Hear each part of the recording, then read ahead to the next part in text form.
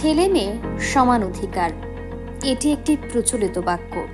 প্রায় সকলের মুখেই এই কথাটি শোনা যায়, কিন্তু বাস্তবে কি তা আদৌ প্রযোজ্য? এটাই হচ্ছে প্রশ্ন। সরকার 2047-এর মধ্যে আত্মনির্ভর ভারত তৈরির লক্ষ্যে কাজ করছে। তাই ছেলেমেয়ে সকলকে সমানভাবে আত্মনির্ভর হওয়ার জন্য সরকার প্রচেষ্টাও চালিয়ে যাচ্ছে। বিশেষত মেয়েদের আত্মনির্ভর করতে সরকার নিত্য নতুন প্রকল্প চালু করেছে।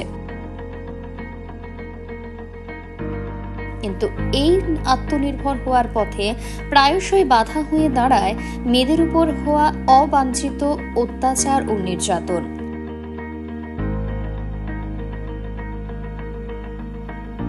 তাই এই সমস্ত বিষয়কে কেন্দ্র করে 6 ডিসেম্বর কুমারঘাট বিপিআরসিতে দুটো পর্বের মাধ্যমে এক অনুষ্ঠানের আয়োজন করা হয়, যার প্রথম পর্বে জেন্ডার ইকুয়ালিটির উপর ব্লক লেভেল নই চেতনা 4.0 ক্যাম্পিং অ্যান্ড প্ল্যানিং প্রোগ্রাম অনুষ্ঠিত হয় এবং দ্বিতীয় পর্বে কুমারঘাট থানা ও কুমারঘাট আরডি ব্লকের যৌথ উদ্যোগে আয়োজিত হয় বাল্যবিবাহ সহ বিভিন্ন সামাজিক সমস্যাকে কেন্দ্র করে এক সচেতনতামূলক অনুষ্ঠান। অনুষ্ঠানের প্রথম পর্বের সূচনা হয় প্রদীপ প্রজ্বলন ও উদ্বোধনী সঙ্গীতের মাধ্যমে।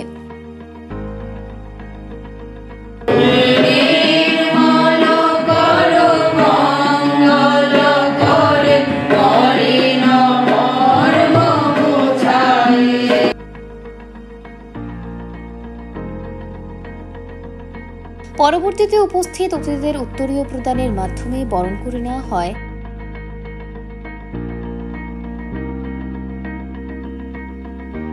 এই দিনের এই অনুষ্ঠানে উপস্থিত ছিলেন কুমারঘাটের ব্লক আধিকারিক ডক্টর সতীপ ভৌমিক, টিআরএলএম এর SISD ইনচার্জ মন্দিরা নাথ, কুমারঘাট মহকুমা পুলিশ আধিকারিক উৎপলেন্দু দেবনাথ, কুমারঘাট থানার ওসি সঞ্জয় দাস, কুমারঘাট পঞ্চায়েত সমিতির চেয়ারপারসন সুমতি দাস, টিআরএলএম এর বিএমসি সুতপা সিনহা সহ বিভিন্ন জায়গা থেকে আগত স্বসহায়ক দলের সদস্যরা।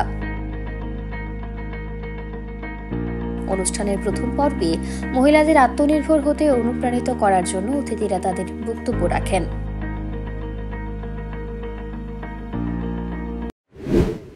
আজকের যে প্রোগ্রাম নেই চেতনা 4.0, তো তার শুরুটা, এটা একটা জাতীয় ক্যাম্পিং, যেটা ভারত সরকারের একটি জাতীয় অভিযান, যা গত 3 বছর থেকে চলে আসছে এবং এই বছর তার 4র্থ বছর। এই ক্যাম্পিংটা এই বছরে 25 নভেম্বরে শিবরাজ সিং চৌহান আমাদের মাননীয় কেন্দ্রীয় মন্ত্রী এবং অন্নপূর্ণা দেবীর হাত ধরে শুরু হয়, যা 23 ডিসেম্বর পর্যন্ত চলবে। আমাদের এই অভিযানের লক্ষ্য হচ্ছে লিঙ্গ সমতা ও নারীর ক্ষমতায়নের উপরে আরো জোর দেওয়া এবং তার মাধ্যমে এই অভিযানের মাধ্যমে আমাদের গ্রামের প্রতিটি কোণায় পৌঁছে দেওয়া লিঙ্গ সমতা ও নারী ক্ষমতায়নের বার্তা। কিন্তু এই কাজটা করতে গিয়ে যদি আমরা কথা বলি আর 25 নভেম্বর থেকে 23 ডিসেম্বর পর্যন্ত প্রোগ্রাম করে থেমে যাই, তাহলে হয়তোবা হবে না। আমাদেরকে এই কাজে সফল হতে গেলে প্রতিনিয়ত রোজ আমাদেরকে এই কথা নিয়ে চিন্তা করতে হবে। নেই চেতনা বা নবজাগরণ, আমাদের মধ্যে এই নারীর ক্ষমতায়নের যে ধারাটা আছে তাকে উন্মুক্ত করতে হবে, তাকে জাগ্রত করতে হবে। প্রত্যেকটা সোশ্যাল অ্যাকশন কমিটি CLF কে দায়িত্ব নিতে হবে টার্গেট করে। আমার যদি ত্রিপুরার পরিসংখ্যান বলে, সবগুলো তো রিপোর্টে আসেই না, 41% যদি চাইল্ড ম্যারেজ হয়, আমার সোশ্যাল অ্যাকশন কমিটির ভূমিকা কি? আমরা কয়টা এই যে চাইল্ড ম্যারেজ আমরা বন্ধ করতে পেরেছি? প্রত্যেক CLF কে এটা টার্গেট হিসেবে নিতে হবে। তো আমি আজকে কেন এটা বক্তৃতার আকারে বলবো না বলছি, আমরা কিন্তু কম বেশি সবাই জানি গার্হস্থ্য হিংসা কি, জেন্ডার ইকুয়ালিটি কি, হ্যাঁ, বাল্যবিবাহ কি, এবং আইনসম্মত আমাদের কিছু না কিছু একটা ধারণা রয়েছে। আমি আশা করছি যে আমার কুমারঘাট ব্লকে বসুন 1700 এসএসজি রয়েছে। 1700 এসএসজি যদি আমি ধরি, একটা এসএসজিতে 10 জন দিদি করে, তাহলে আমার 17,000 ফ্যামিলি, আমার 27,000 ফ্যামিলির মধ্যে 26,000 ফ্যামিলির মধ্যে 17,000 ফ্যামিলি এসএসজির সঙ্গে যুক্ত। তাহলে আমার একটা এত বড় একটা রিচ, প্রত্যেকটা এসএসজিতে আমাদের জেন্ডার পয়েন্ট পার্সন রয়েছে। জেন্ডার পয়েন্ট পার্সন কে? উনি হচ্ছেন ওই যে এসএসজি যে 10 জন মহিলা রয়েছেন, দিদি রয়েছেন, উনার পরিবারের যদি কোনো সমস্যা হয়, উনি হচ্ছেন ফার্স্ট কন্টাক্ট পার্সন। অনুষ্ঠানের দ্বিতীয় পর্বে কুমারঘাট মহকুমা পুলিশ আধিকারিক ওনার বক্তব্যের মাধ্যমে নারীদের উপর হওয়া অত্যাচারের বিরুদ্ধে রুখে দাঁড়ানোর পরামর্শ দেন।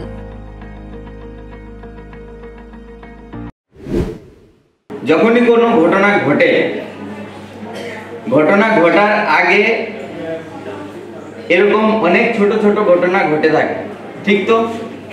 একটা বড় ঘটনা ঘটার আগে অনেক ছোট ছোট ঘটনা ঘটে আপনাদের বাড়িতে। যার বাড়িতেই এই যে ডোমেস্টিক ভায়োলেন্স বলুন আর যে কোনো ক্রাইমের কথাই হয়, ছোট ছোট ঘটনা ঘটতে ঘটতে ঘটতে ঘটতে একদিন একটা বড় ঘটনা ঘটে যায়।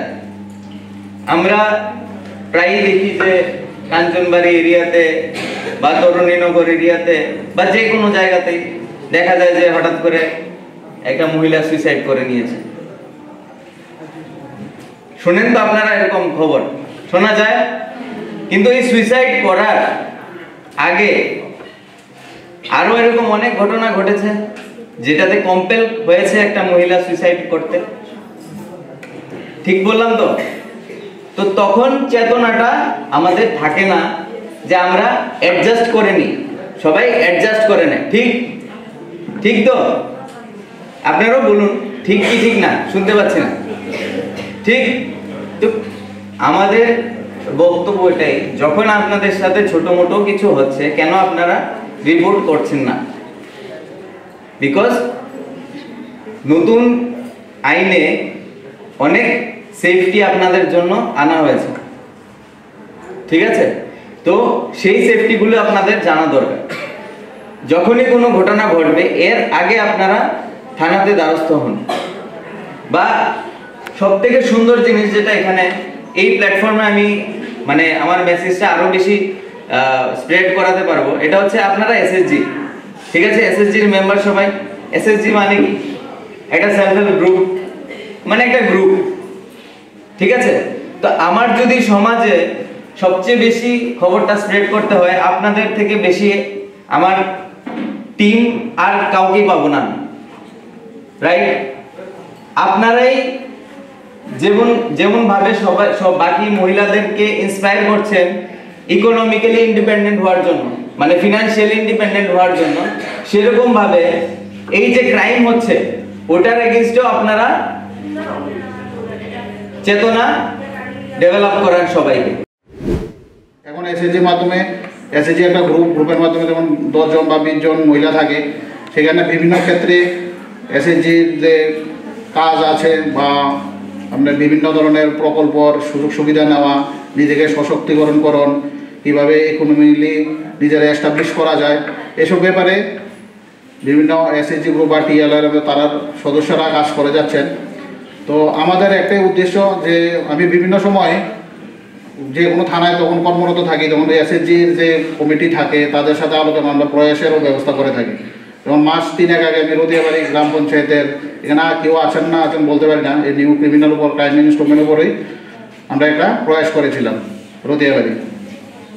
তখন আমার একটা উদ্দেশ্য ছিল যে যারা ছিল এখানে আমরা নিউ ক্রিমিনাল লস বা ক্রাইম ইনস্ট্রুমেন্ট এটার উপর আলোচনা করার পরে আমার একটা অনুরোধ ছিল তাদের কাছে, দিদিদের কাছে, যদি এরকম কোনো তাদের এলাকায় কোনো ঘটনা ঘটে থাকে, আইন ব্যাপারে যদি কোনো কিছু থাকে আমরা ইনফর্ম করার জন্য। কিন্তু দুর্ভাগ্যের বিষয় আজ অবধি এরকম কোনো ইনফরমেশন পাইনি, কিন্তু ঘটনা ঘটছে, 1-2টা ঘটনা ঘটছে। এই দিনেরই অনুষ্ঠানে উপস্থিত মহিলাদের সংখ্যা ছিল লক্ষণীয়।